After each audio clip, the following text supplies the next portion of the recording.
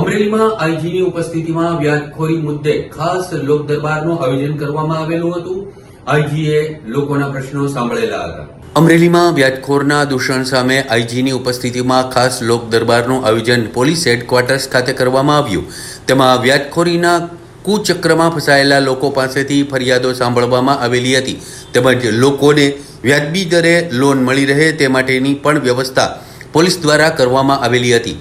Bhavnagar range IGP Gautam પરમારની અધ્યક્ષતામાં ગેરકાયદેસર વ્યાજખોરીની બધી નાબૂદ કરવા જનસંપર્ક સભાનું આયોજન થયું, જેમાં અમરેલી જિલ્લા પોલીસ અધિક્ષક સહિત પોલીસ અધિકારીઓ ઉપસ્થિત રહ્યા હતા. જનસંપર્ક સભામાં ગેરકાયદેસર વ્યાજખોરીને લગતી સમસ્યાઓનું નિરાકરણ તેમજ આ બધીથી મુક્ત કરવા અને ગેરકાયદેસર વ્યાજખોરોની પ્રવૃત્તિ સંપૂર્ણ નાબૂદ કરવા માટે તેમજ નાણાંની જરૂરિયાતવાળા આમ નાગરિકોને રાષ્ટ્રીયકૃત બેન્કો, સહકારી બેન્કો તેમજ સરકારની વિવિધ યોજનાઓ અંગે માર્ગદર્શન મળી રહે તે હેતુસર આયોજન કરવામાં આવેલું હતું. અમરેલી જિલ્લામાં રહેતા ઘણા નાગરિકો આર્થિક તંગીના કારણે ગેરકાયદેસર વ્યાજ વટાવનો વ્યવસાય કરતા ઈસમો પાસેથી વ્યાજે રૂપિયા લેતા હોય છે.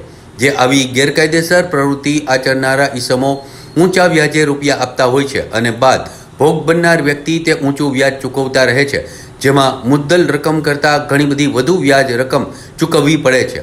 આવી પ્રવૃત્તિ આચરનારા ઈસમો દ્વારા ભોગ બનનાર વ્યક્તિ પાસેથી પઠાણી ઉઘરાણી પણ કરવામાં આવતી હોય છે અને જેના પરિણામે ભોગ બનનાર તથા તેના કુટુંબની પાયમાલી સર્જાય છે, જે એક વ્યક્તિને નહીં પરંતુ પૂરા કુટુંબને અસર કરતા હોય છે.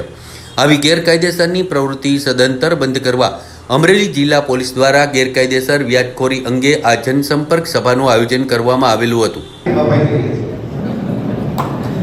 સાલ પણ એવી ઓઢાડવામાં આવે છે કે એવું લાગે કે લાગણીથી બફાઈ ગયા છે, પણ તમારા લોકોની લાગણી, પોલીસ પ્રત્યેનો વિશ્વાસ, આટલી બહોળી સંખ્યામાં તમે લોકો ઉપસ્થિત થયા છો તમારા પ્રશ્નોના નિરાકરણ માટે, એ જોઈને અંગત રીતે ખૂબ આનંદ અનુભવી રહ્યો છું.